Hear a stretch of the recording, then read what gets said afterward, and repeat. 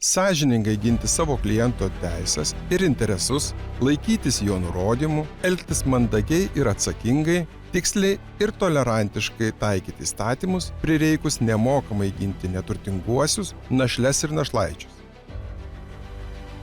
Tokios pagrindinės advokato, tuo metu vadinamo prokuratoriumi pareigos, pirmą kartą nustatytos antrajame Lietuvos statute dar 1566 metais. Įteisinta kaltinamojo teisė į gynybą, dalyvaujant prokuratoriui, pradėjo Lietuvos advokato kaip žmogaus gynėjo istoriją. Advokatai, kaip išsilavinę ir aktyvūs visuomenės nariai, visuomet jautė įsipareigojimą siekti teisingumo įvairiose srityse, dirbti savo šalies ir tautos labui. Carinės Rusijos metais pasisakė už Lietuvos politinę autonomiją, kovojo už lietuvių kalbos teisės, steigė mokyklas, latino lietuvišką žodį ir neatlygintinai gynė valdžios persekiojimus žmones. Paskelbus Lietuvos nepriklausomybę, iškilus to laikmečio advokatai prisidėjo prie teisėkūros, valstybės valdymo struktūrų formavimo, rūpinosi istorinių vertybių archyvais, užsiėmė filantropinę veiklą, net ieškojo investuotojų, kad Lietuva kuo greičiau pasiektų senųjų Europos valstybių išsivystymo lygį. 1918 metais pradėjo veikti Lietuvos advokatūros savivaldos sistema, subūrusi advokatus į profesinę bendruomenę. Per daugiau nei 100 metų ši bendruomenė išaugo nuo 28 iki daugiau nei 2000 narių. Ar juos vis dar vienija bendras tikslas – ginti žmogų, teisingumą ir savo valstybę? Kokios savybės yra svarbiausios šiuolaikiniam advokatui? Šiuolaikinė visuomenė tai yra visuomenė, kur daugelis dalykų yra sureguliuoti teisės. Teisės žinojimas, mokėjimas ją taikyti. Dar sakyčiau, neretai advokatas yra lyg tai toks kaip gidas, vadovas žmogui per šitos teisinius brozginus, kuris padeda rasti tinkamus sprendimus.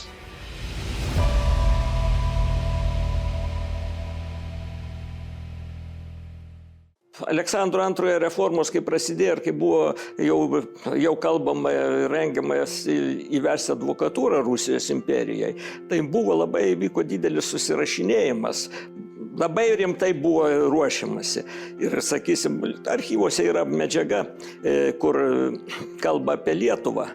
Klausia, kaip čia bus su ta advokatūra, aš supras žmonės. Tai tokias, tuo metu slaptame tokiame atsakyme parašyta, kad čia sakė Lietuvoje, tai bus nesunku, tai jie dar atsimena statutą, nes yra gyventojų daugumą sudaro išsilavinę žydai ir lietuviai, kurie atsimena, Lietuvos buvę piliečiai, ne tik lietuviai pagal tautybę, kurie atsimena dar statuto galiojimą. Čia nebus problemų įvesti advokatūrą. Paminėtas statutas, gegužės 3 konstitucija. Nemažai tuometinėme abiejų tautų Seime buvo teisininkų. Daug teisininkų buvo sukilėlių tarpe. Be abejo, ir mes turime prisiminti ir mūsų vasario 16-osios aktą, irgi ten buvo advokatai.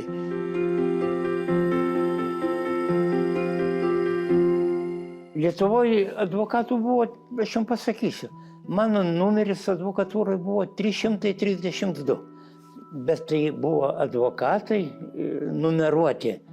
Tie, kurie nuo 44 metų po Raudonosios armijos įvykdytos antrosios okupacijos, kurie įstojo į advokatūrą. Tai jau aš 61 metais įstojau, tai jau buvo keliasdešimt advokatų arba mirusių, arba išėjusių iš advokatūrų. Tai praktiškai buvo virš poros šimtų advokatūrų. Mes, kada atėjome jauni į advokatūrą, advokatūroje dirbo dar taip vadinami tie smetoniški advokatai.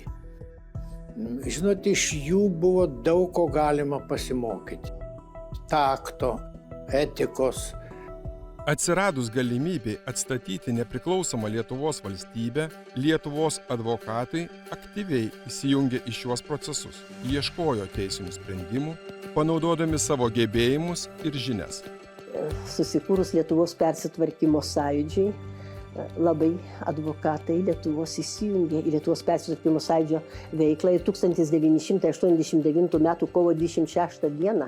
pirmuose laisvuose rinkimuose, Tarybų sąjungos liaudies deputatų rinkimuose, Lietuvoje išrinktų deputatų tarpe buvome 2 advokatai – Kazimieras Motieka ir aš.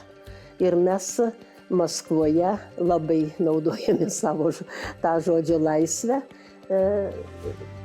siekdami, kad būtų pasmerktas taip vadinamas Molotovo-Ribbentropo paktas, kurio pasėkoje Stalinas su Hitleriu pasidalino nepriklausomas Europos valstybės ir Lietuva buvo inkorporuota į Tarybų sąjungos sudėtį. Tai ta prasme advokatai iš prigimties privalo būti ten, kur vyksta pozityvūs procesai valstybėje ir gyvenime. Tai mano manimu, tai yra tiesiog natūralus procesas, kaip ir tai, kad aš turėjau didelę laimę dalyvauti Lietuvos nepriklausomybės atstatyme kartu su mano kolega, jau dabar amžinatilsiu Kazimieru Motieka. Mes sukūrėme sąjūdžio teisinio rėmimo grupę ir mes turėjome didelės galimybės, o ir garbį prisidėti savo žiniom prie kūriamų sąjūdžio dokumentų. Tai, kad vėliau Kazimieras Motieka tapo Seimo vicepirmininku, tai parodo irgi advokato autoritetą toje labai sudėtingoje situacijoje.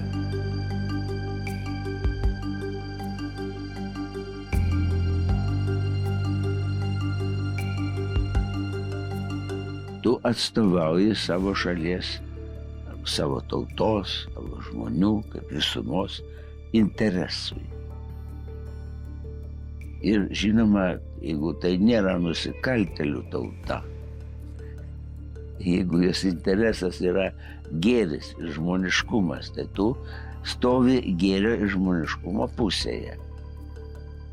Tu gini tą, kuris yra pavojuje, ar kuris yra nukentėję, kuris ieško teisybės, nori atkurti teisingumą.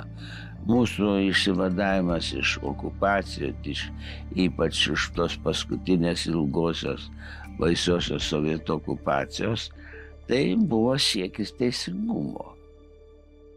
Lietuvos pastangas įtvirtinti demokratiją įvertino Islandija, pirmoji pripažinusi Baltijos šalių nepriklausomybės atkūrimą 1991 metais. Tuo metu Islandijos užsienio reikalų ministro pareigas ėjęs Jonas Baldvinas Hanibalsonas primena, kad ir šiandien svarbi advokatų misija – išsaugoti demokratinės vertybės dėl teisingumo. Lietuvos advokatai. Sveikinimai iš Islandijos. Demokratija atrodo yra trapus reiškinys šiuolaikinėje Amerikoje.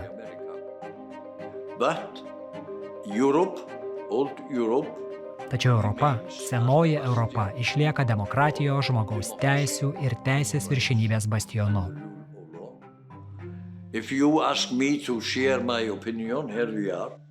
Jei norite išgirsti mano nuomonę, štai ji. Nepasiduokite. Tęskite kovą. Būkite teisingumo advokatais. Demokratiniai valstybei viršui valdžios institucija turi būti inteligentiški, profesionalūs ir aristokratiškų savo tokia suvokimu žmonės. Lygiai tas pats advokatūrai.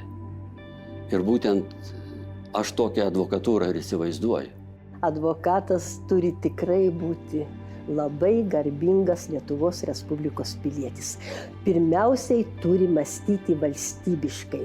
Pirmiausiai turi kiekvieną gyvenimišką situaciją įvertinti valstybės požiūrių, konstitucinės teisės požiūrių.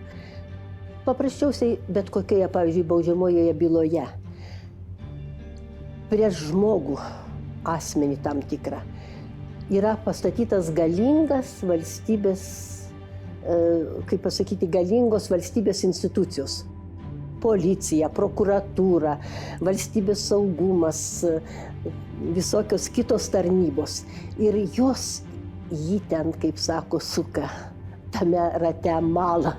Tai advokatas konkrečios bylos aplinkybėmis, faktais remdamasis, jisai gindamas tą žmogų, jis gina ir valstybę. Dėl to, tai jeigu jis neteisėtai, neteisingai apkaltinamą žmogų apgins, tai jis apgins valstybę. Žmogus yra laikomas nekaltu iki to momento, kol tas nuosprendis neįsteisėja ir jis nepaskelbiamas kaip toks. Nekaltumo prezumpcija įgalioja nuo pat pirmos sekundės, kai žmogų kažkas tai apkaltina arba įtarė. Nekaltumo prezumpcija teisiniai valstybei galioja iki teisminio tyrimo metu, teisme ir visose apeliacinėse instancijose iki nepasako nuosprendis įsteisėjo ir yra neskundžiamas. Tai šito principo įgyvendinimas, paprastai tariant, ir yra nekaltumo prezumpcija.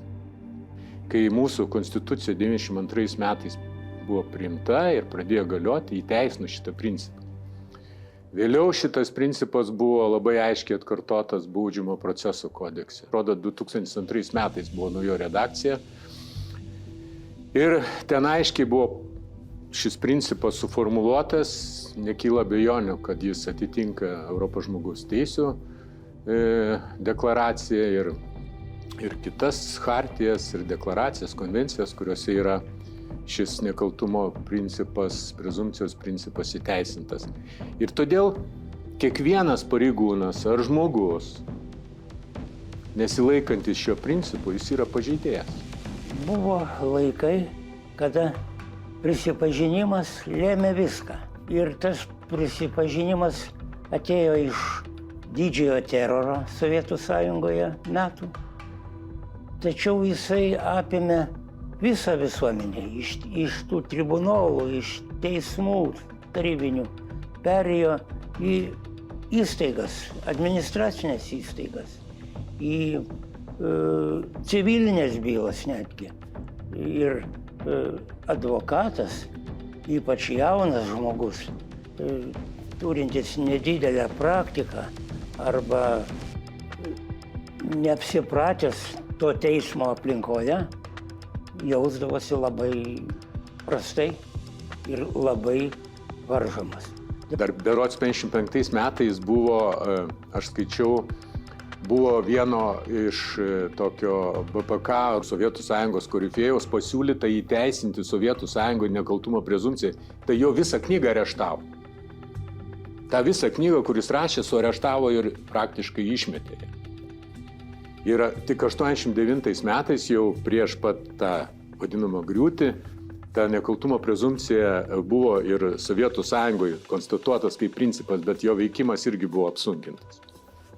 Tai vat Jozapas Surblys 86 metais mane pasisodinę sako, tu turi suprasti, nes tu spręsi žmogaus likimą. Žmogaus, o už jo stovi šeima. Galbūt žmona, vaikai, tėvai, kuriems tavo tas sprendimas, jo dėl to žmogaus, bus labai svarbus, nes pasekmės gali būti labai liūdnos. Aš klausau jo, galvoju, ką tu čia man dabar tokį jau pasakysi. Jisai sako, žiūrėk, yra byla, taip? Žiūrėk, tas tavo nusikaltėlis, kurį tu dabar nagrinėsi jo bylą, jis prisipažįsta. Matai, sako, aš nuoširdžiai prisipažįstu.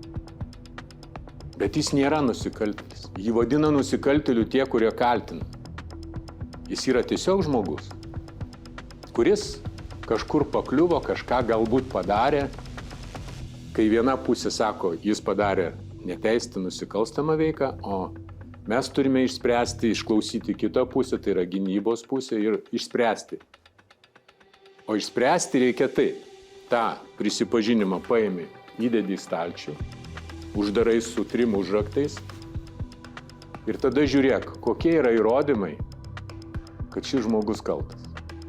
Visada sakau tą pavyzdį. Niekada netikėkit žmogaus prisipažinimu. Niekada netikėkite, iki neturit įsteisėjusių nuosprendžio, kad žmogus kaltas. Žiūrėkit, buvo viskas prieš 20 metų. Aubeilo buvo prancūzų aktorės Marie Trintignant ir tada ir dabar, tarp kitoko, prancūzų roko dievaičių Bertrano Kanta meilės ir tragedijos istorija. Matau policijos apsupty, reiškia viešbutį savo ginamai. Dar aš jau nebuvau, kaip sakant, susitikęs. Ir girdžiu vertėją ten kalbą ir išverčia žodžius ir sako, aš smogiau 4 smūgius. Nesu labai geras žinovas prancūzų kalbos ir subtilybių. Bet kažkodėl tai toj situacijai sakau, sustoju, sakau, stop. Sakau, ne smūgius, o antausius. Ir aš kaip dabar matau Bertrano akis į tą reakciją. Antausis ir smūgiai yra 2 skirtingi dalykai. Aišku, pasiekmes visokios ten gali būti, bet tai, suprantat, reiškia, tokia pradžia, ji kažkaip tai toks atsirado kažkoks tai toks ryšys, betarpiškas už karto ryšys. Ir jo žodžiai už karto. Sako, advokate, aš kalbėsiu tik tiesą. Ir sakysiu viską, kas buvo ir nieko neišgalvosiu. Aš visą laiką šitam procese aš klausiau. Man nieks negalėjo atsakyti ir ta pusė, reiškia. O koks motyvas? Reiškia, jeigu visą laiką tai turi būti motyvas kažkoks, tai reiškia, kas, ar čia pavydas, ar čia kas, reiškia, kaip tėtė sakydavo. Nes nieko, kodėl taip įvyko? Tai nekaltumo prezumpcija, reiškia, šitoje situacijoje, ta nekaltumo prezumpcija sako, atėmė gyvybę. Mano pagrindinė užduotis buvo ne įrodyti, kad jis to nepadarė, bet pagrindinė užduotis buvo išimti žodį žmogžudys. Yra neatsargus gyvybės atėmimas.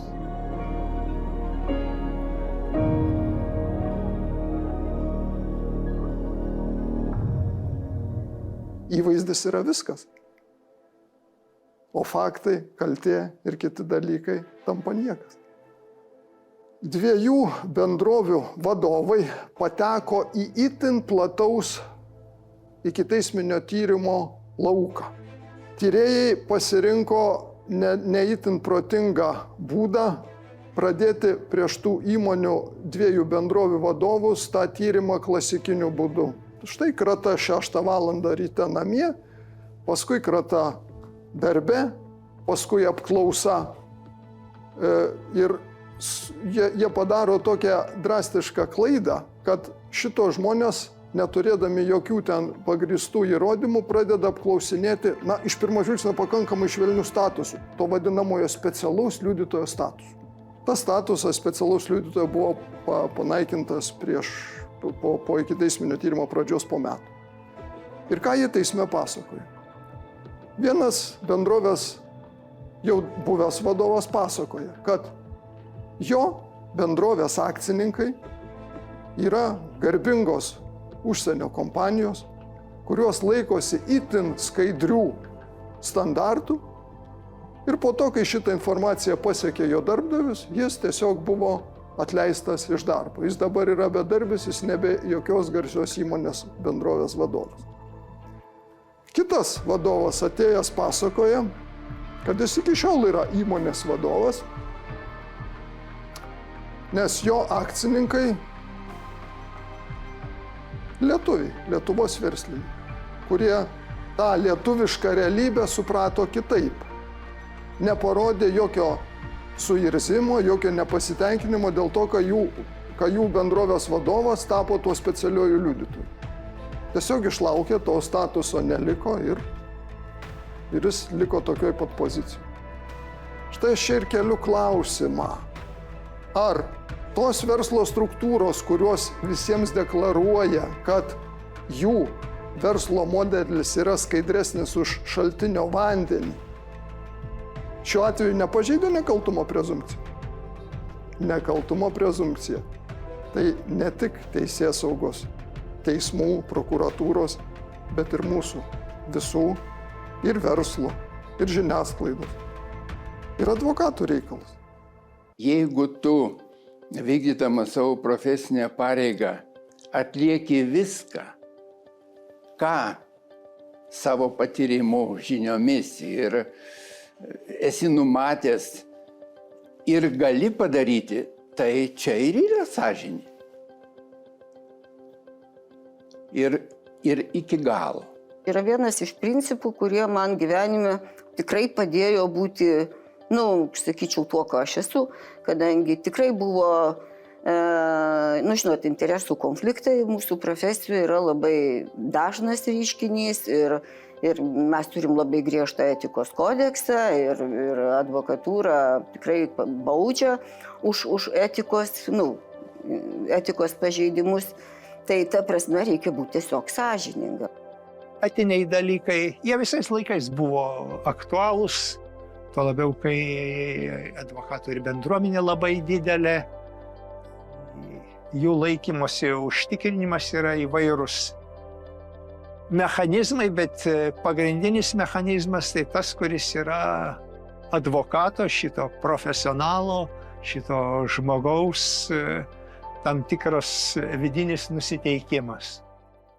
Vyksta teismo posėdis, nagrinėjama baudžiamoji byla. Mano ginamasis buvo apkaltintas žmogžudystėmis. Ne vienos žmogžudystės, nekalbėsiu kiek, bet sakysim daugiau negu 3 asmenų nužudymų. Byla baigėsi tuo, kad dėl keleto žmogžudysčių jisai buvo išteisintas, neįrodžius jo kaltės. Atrodo, ko reikia advokatui. Išeik iš teismo salės, iškelta galva, salė pilna žmonių, viskas gerai, gali didžiuotis, tavo klientas, tavo ginamasis pasiekė pergalę, pergalę pasiekė ir tu turi jaust, dėja, atvirausiu, žinojau tai, kad mano klientas, kuris buvo išteisintas dėl vienos ir kitos žmogžudystės, jisai buvo padaręs. Ir aš vienintelį žinau, bet aš negaliu niekam pasakyti, tai mano sąžinė, mano moralinis dalykas. Kam aš turiu sakyti? Kuo aš turiu girtis? Man reikia išeiti iš teismo salės, pirmoje eilėje sėdi nukentėję asmenys. Tėvai, vaikai, jie į mane žiūri. Advokatė nieko nesakė, bet aš matau iš jų akių, kokia jų reakcija. Tarytum ir aš kaltininkas, aš suokalbininkas esu to. Ir jie tam tikrą prasme teisūs. Tai kada susiduri su tokiomis praktikomis, truputį pradedi mąstyti kitaip. Ar čia viskas gerai? Taip, advokatas turbūt negali pasirinkti. Jeigu tu gini asmenį, tu naudoji visas priemonės, kurios yra leidžiamos tau kaip advokatai. Taigi, man susidūrus ne vienoje byloje, yra ir kitos bylos, aš jau čia kalbėjau apie sunkiausią nusikaltimą, bet yra kur išžaginimo bylose, ypač išžaginimo bylose, kur tie įrodymai dažnai tokie yra, liaudiškai tariant, plaukiojantys. Gali ir taip vertinti, ir daug kas priklauso nuo teismo, kaip jisai suprasta, kaip jisai teismas įvertins visą tai.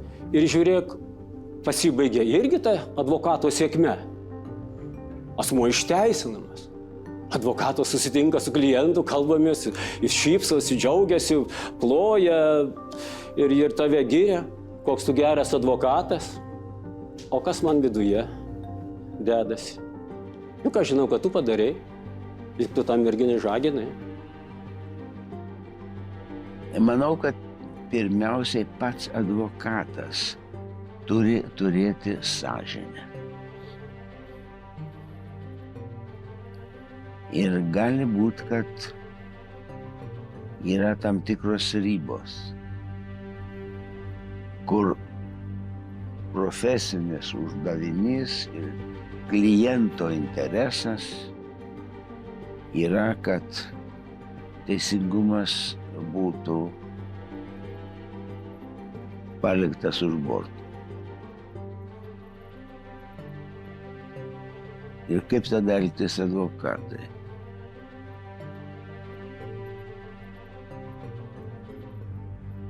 Ką daryti su savo sąžine? Per beveik 50 savo advokato praktikos aš jau truputį pradedu ir kitaip į tai žiūrėti. Ne visada džiaugiuosi tuo rezultatu, ne visada džiaugiuosi tuo, kad mane įvardina kaip geras advokatas. Man tai yra tiesiog, sako. Padorumas yra viena iš svarbiausių advokatų savybių, žmogaus savybių.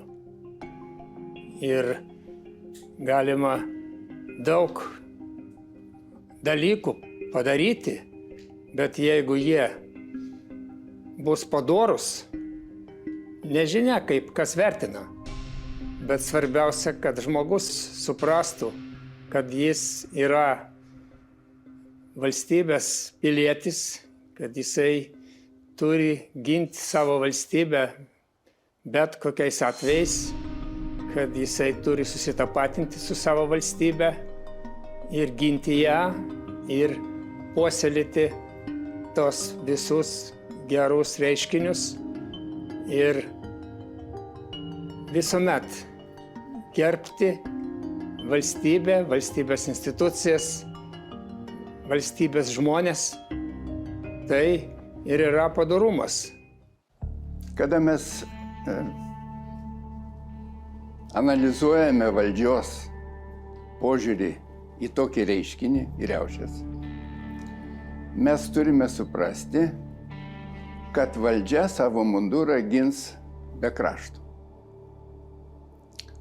Žmonės šiaip dalyvauja mitinguose ar panašiuose renginiuose ne iš gero gyvenimo, protesto maršuose. Kadangi publika yra įvairialypė, kartais iš tikrųjų nutinka taip, kad perauga tam tikras renginys į nepageidautiną renginį. Kaip taisyklė, tokiuose renginiuose turtingi žmonės nedalyvauja. Kaip taisyklė, advokatai, kurie užsiima verslo teisę, ar ne, taip pat nedalyvauja tokiuose gynybose. Ir tada klausimas labai paprastas. Ar tikrai šitie žmonės nenusipelno tinkamos gynybos? O tą tinkamą gynybą kas užtikrina? Užtikrina ta pati konstitucija, kuri gina ir turtingus, ir vargšus, ir teistus, ir neteistus. Ir niekas nežino dar iki teismo sprendimo, iki teismo nuosprendžio, ar tas asmo aplamai yra kaltas. Aš drįsčiau teigti, prisimenant riaušių bylą, kad reikėtų paskaičiuoti, kiek sutrupintų kaulų nuo policijos šūvių, kiek šiaip išmuštų dantų, tokių buvo ne vienas, aš sakyčiau, taip vienos rankos pirštų gal ir mažoka būtų, bet apie juos niekas nekalba.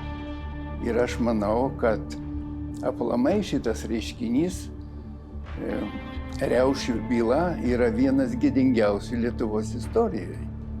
Ir dabar antroji riaušių byla, kuri dabar laukia 85 kaltinamieji, tai yra antroji gėdingiausia byla Lietuvos istorijoje. Panašaus pobūdžio. Tų gėdingų atvejų yra pilna. Čia tiesiog turbūt su skaitliukais būtų sunku suskaičiuoti. Bet kiekvienas žmogus nusipelno gynybos. Ir jeigu žmogus neturi materialinių resursų, tai nereiškia, kad jis turi likti be gynybos arba be tinkamos gynybos, o pagal Europos žmogaus teisų ir pagrindinių laisvių konvenciją be veiksmingos gynybos.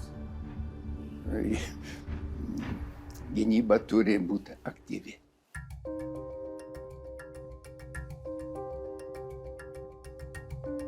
Advokatas kiekvienoj byloj turi jaustis nepriklausomas. Tik tada jis gali atlikti savo funkciją, savo pareigas iki galo. Ir štai tas nepriklausomumo principas, jis irgi siejasi su ta advokato drąsa. Advokatai drąsūs žmonės. Advokatai apskritai yra labai drąsūs. Jie gali būti nepriklausomi, nes negauna pajamų iš valstybės biudžeto, iš valstybės institucijų, jie gauna pajamas tik tai iš savo klientų. Vadinasi, advokatas gali būti drąsus ir tiesus ir toks turėtų būti. Laisvas žodis yra advokato darbo pagrindinis įrankis, nes jeigu jis gindamas nusikaltimų padarimų įtarimus asmenys neturėtų šito įrankio, tai kaip jis juos gintų? Jeigu jis būtų persekiojamas. Ir aš kaip jau nuo 1967 metų dirbusi, užsiėmusi praktikuojančios advokatės veikla, noriu pasakyti, kad ir tarybiniais metais advokatas turėjo teisę ir galimybę daugiau negu kiti žmonės laisvai kalbėti ir ypač dalyvaudamas teisminiuose bylos nagrinėjimuose. Teismo procese buvo advokatui garantuojama laisvė. Nepriklausomumą išsaugoti padeda kvalifikacija, kompetencija dar vadinama, sąžinė, patyrimas. Ir ko gero beveik viskas. To užtenka. Lojalumas tai yra turbūt vienas esminių advokato principų. Tai yra nedaryti to, kas yra priešinga jo kliento interesams. Jeigu kalbėt labai trumpai ir aiškiai. Nedaryti nieko, kas būtų priešiška kliento interesui. Tai yra atstovaujamojo interesui, ginamojo interesui.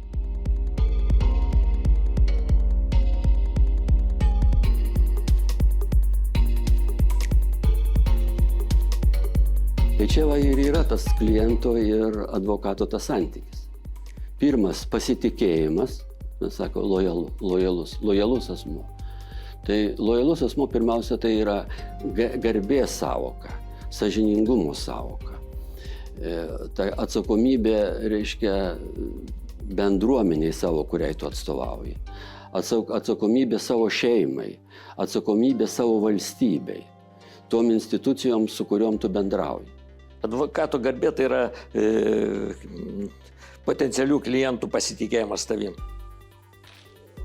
Nes paprastai advokatas ne pagal skelbimą internetinė erdvė pas advokatą ateina, o kažkas pasako, kad gali pasikliauti.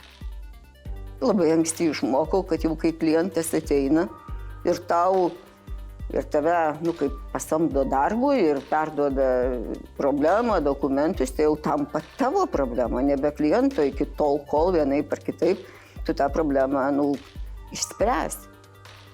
Štai vakar aš buvau susitikime su vienu potencialiu klientu, kurį įtikinau, kad jam nereikia būti klientu visiškai, kuris susidūrė su pakankamai didelė problema ir reikėjo spręsti, ką daryti. Jis sakė, man reikia advokatus, ko palauk. Tu bylinėsiesi 2 metus ir tarkim tu laimėsi, bet ar po 2 metų tu galėsi sugrįžti ten, kur dabar tu norėtum būti? Sakė, ne, negalėsiu. Tai sakau, kodėl to šitas procesas reikalingas iš visų. Ir mes tada pakalbėjom apie kitą strategiją, ką jis galėtų daryti ir aš manau, kad jis jau tą savo strategiją ir daro. Bet čia ir kalbam apie visavertį požiūrį į gyvenimą.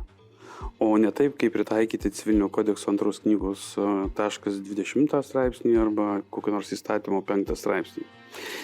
Nes mano supratimu žmogui ar įmonei, kuri reikia pagalbos, yra visiškai nesvarbu, ką sako vienas arba kitas straipsnis. Jam reikia jo situacijos sprendimo. Tai advokato platesnis požiūris Jis leidžia būti ekspertu, jis leidžia būti konsultantu, patarėjų ir ateities spėjėjų ir pasakyti, kad nedarykime to. Ieškokime išeičių ir galbūt jas rasime.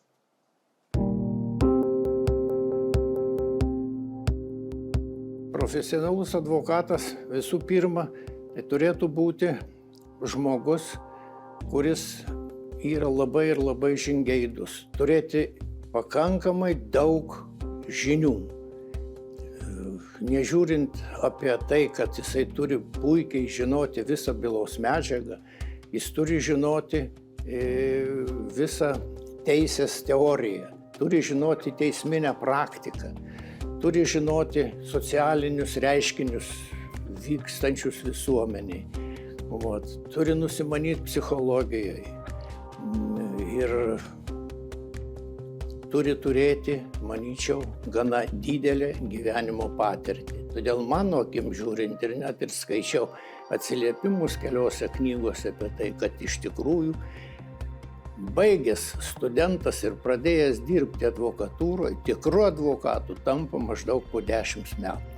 Šiais laikais žmonių turinčių universiteto diplomą vieno arba kito ir įgijusių geras arba puikias žinias yra daugybė. Bet sėkmingais tampa tik pakankamai nedidelė dalis jų. Kodėl? Matyt, čia ir lemia ne pats diplomas, o visos kitos savybės, kurias vienas arba kitas asmuo turi arba neturi. Ir aš čia pradėčiau nuo tokio dalyko kaip visapusiškas išsilavinimas kitose srityse. Buvimas ne tik teisininko, bet supratimas istorijos, politikos, galų gale dailė padeda gyvenime. Bent jau mano patirtis sako, kad dailė žinojimas irgi tau padeda profesinėje veikloje.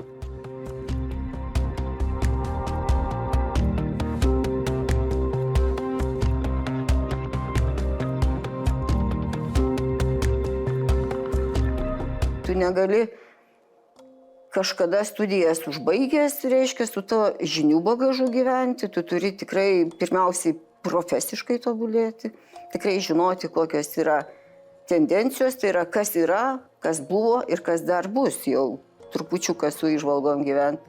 Antra, tu turi turėti kitų daugybę žinių ir IT įgūdžių ir iš tikrųjų, kaip aš juokauju, turi ir savo, kaip save pateikti, kaip parduoti savo paslaugą žinot, nes jeigu tu tik tai vieną žinosi, kad tu esi puikus advokatas, o nieks nežinos, tai ar tu sėkmingas advokatas? Aišku, kad ne.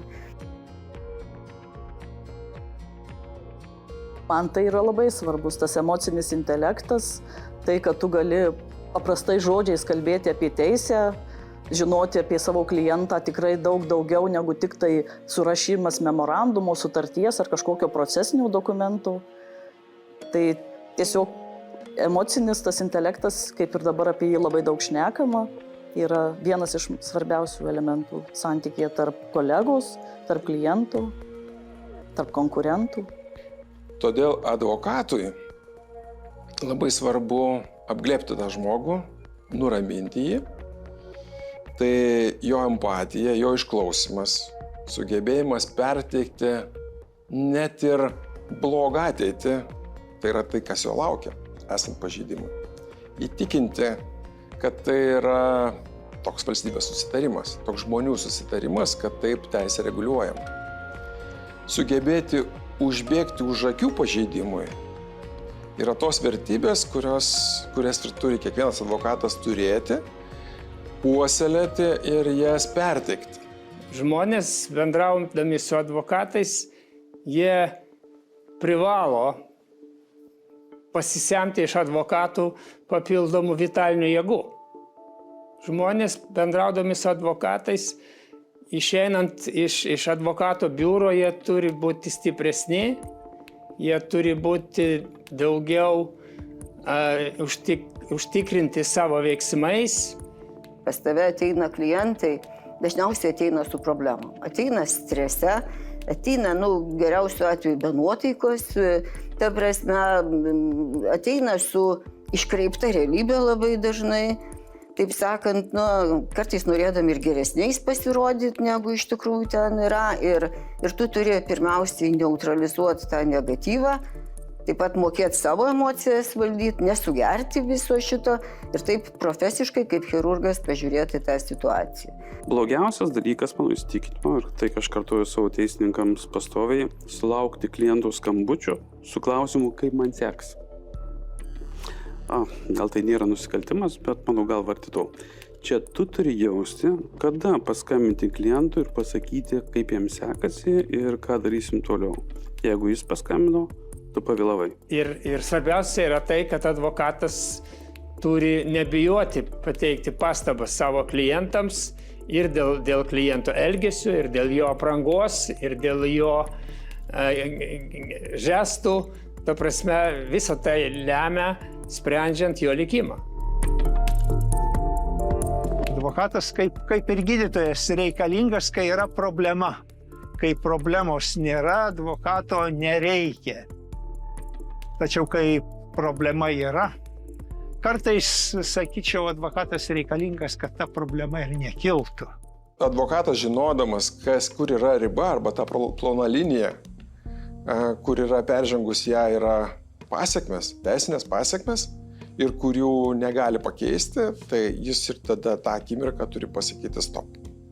Mes tą turim pasakyti jaunai kartai, vaikams, moksleiviams, kad netgi ir tos pagundos greitų pinigų, platinant įvairias psichotropinės medžiagas, kurios iš tikrųjų žavi jaunai kartą, nepadės ir advokatas. Nepadės išvengti atsakomybės. Tai tas advokato kartas pasakymas stop, jis turi būti labai svarbus, jis turi būti išgirstas. Nes advokatas yra to žmogaus gynėjas ir jis tau patarė to nedaryti. Kada jau patarė prokuroras arba teisėjas, jau būna pasiekmes.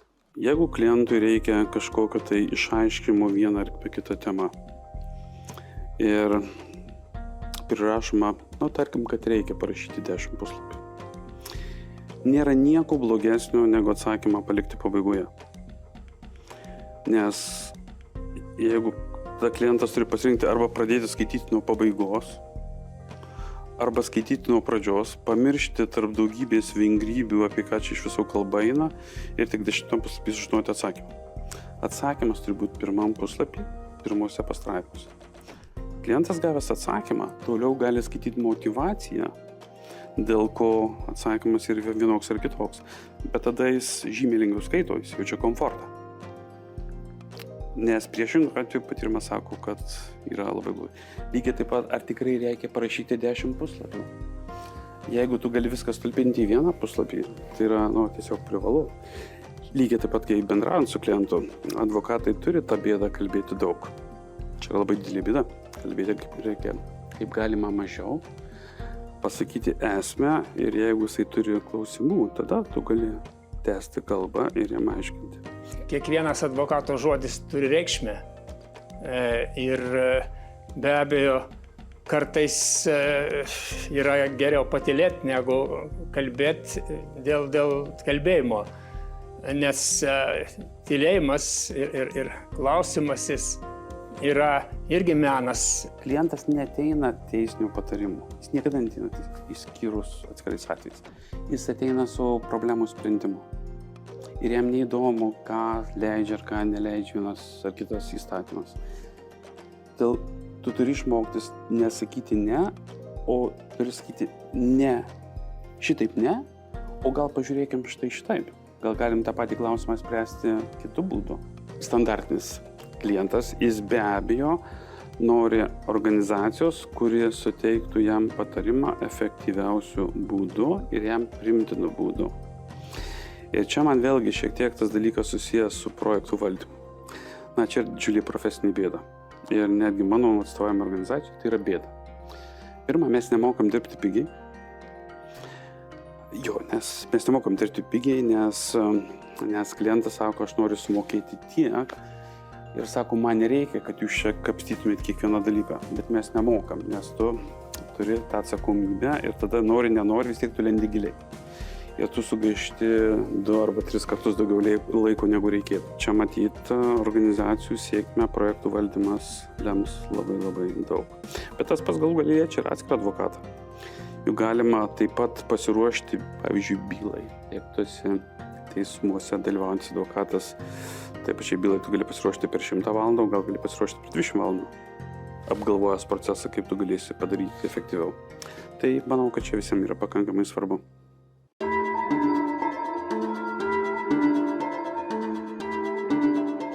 Kas laukia mūsų profesijos? Nes iš tikrųjų, patikėkit manim, dar po 30 metų, ar ten po 105, anaip tol nebus tokia, kaip dabar yra. Ir reiks daugybės naujų įgūdžių ir visiškai kitokių įgūdžių. Ir aš tikrai galvoju, kad jie turi būti, kaip sakant, akis plačios, ausys stačios. Ir tikrai neužsidarytų vienoj kontoroj, vienam bute, vienoj knygoj. Iš tikrųjų domėtųsi, kas darosi mūsų profesijoje. Na, šiandien dienai paprastą teisinį dokumentą, kreipimas į teismą, dirbtinas intelektas gali sukurti per kelias sekundės. Tai ką reiškia? Tai reiškia, kad advokatui anksčiau reikėjo pirmiausia studijuoti, rašyti, nepadaryti gramatinių klaidų, nepadaryti loginių klaidų pakankamai ilgą laiką. Ir čia jį gali aplenkti ta karta, kuri yra greitesnė, kuri imlesnė. Iki šiol advokatų profesija buvo unikali tuo, kad kuo daugiau joje metų, tuo jo išmintis leidžia greičiau suprasti, kas vyksta ir netgi trumpiau ruoštis, ar tiek prieš procesą, ar tiek prieš dėrybas, nes tu turi jau teisinę intuiciją. O dabar reikės prisitaikyti prie kito greičio. Tai yra prie dirbtinio intelekto, kuris gali sujungti praktiką ir pateikti netgi pasiūlymą. Tikrai nemanau, kad dirbtinis intelektas kada nors gali pakeisti patį tą advokatą, patarėją, žmogų, kuris įsigilinęs į visą situaciją tau gali pasiūlyti sprendimą, bet tau dirbtinis intelektas padės sugeneruoti iš visos jo turimos, apmokomos, nes jis irgi mokosi iš savo klaidų ir iš kitų informacijos, tau geriausią sprendimą. Tiesiog tai yra papildomas pagrindas man tobulėti ir aš labai laukiu, kad galima bus daug daugiau jį išnaudoti, negu dabar yra. Bent jau aš asmeniškai naudoju, manau, mažai. Man atrodo, Orvelas apie dirbtinį intelektą parašė, kad dirbtinis intelektas apeinamas žmogiško proto ir jausmo. Lieka empatija, kurios nepakeis dirbtinis intelektas. Išliks žmogus. Tol, kol mes esam ir sprendžiam, išliks žmogus. Vadinasi, žmogiškosios savybės, tai yra sugebėjimas išklausyti, užjausti, perteikti jo mintis, jos išliks.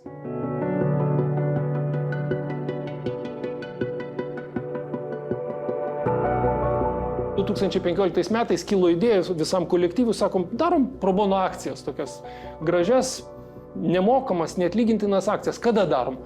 Sakom, labai gera data yra advokatūros šventė, gruodžio 3 diena. Po to sakom, žiūrėkit, bet gruodžio 3 diena tokia kaip ir gerai, kartu ir Kalėdos. Ir mes sujungiam Kalėdas su advokatūros švente, gruodžio 3 diena, ir galų gale gaunasi taip, kad mes kviečiame žmonės 15 metais, randame Karito organizaciją kartu su Karitu, kviečiame žmonės, kad advokatai galėtų teikti nemokamą pagalbą. 2015 metais tai buvo keliasdešimt advokatų, kurie įsijungė.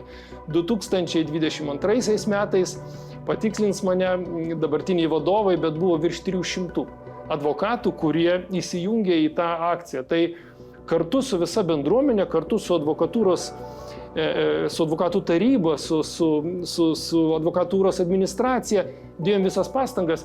Ir štai ta graži tradicija, jin tapo tokia ryški advokatūros vėliava. Padaręs tą darbą jauti didžiulį pasitenkinimą. Ne pinigų prasme, ne kažkokį, tiesiog pasitenkinimą, kad tu padėjai žmogui, nesižiūrėdamas į akis. Žiūri, akis tokios drėgnos ir sako ačiū. Ačiū už pagalbą. Tai aš kažkaip tikiu, kad kiekvienam advokatui, kiekvienam žmogui apskritai reikia tai pajusti. O advokatui to labiau, nes tai yra mūsų įsipareigojimas visuomeniai. Man tai yra prasmė, aš bent jau teisę ir stojau vien dėl to, kad man atrodė, kad aš noriu padaryti žmonėm, padėti kažką gero. Tai man tai yra ta pamatinė vertybė. Jeigu kažkas mano kitaip, tai tada jisai su tuo nesikelia. Man tai kiekvieną dieną aš visą laiką pagalvoju, ką aš šiandien padariau gero. Gero kitam, gero savo ir tada man ramu. empatija, žmogiškasis ryšys, drąsa, atkaklumas.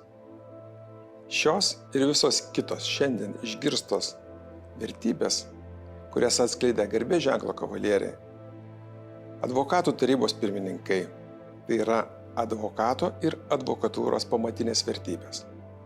Patikėkit, jas turi kiekvienas advokatas, nes jos mus užtikrina, augina ir kuria mūsų ateitį.